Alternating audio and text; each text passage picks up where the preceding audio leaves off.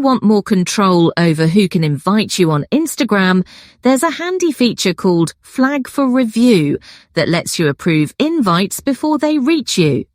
Let me show you how to turn it on. First, open the Instagram app on your device. Make sure you're logged into the account. Once you're inside Instagram, tap your profile icon in the bottom right corner to go to your profile page. At the top right of your profile, tap the 3 horizontal lines. This will slide open a sidebar with lots of settings and options. Scroll down the sidebar until you find Follow and Invite Friends. Tap on this option to open your invitation controls. Here, look carefully for the Flag for Review toggle. This switch controls whether invites to follow or join groups are held for your review before they appear in your notifications. Toggle this switch on. Once activated, Instagram will notify you to approve or reject invites before they show up, helping you avoid spammy or unwanted requests.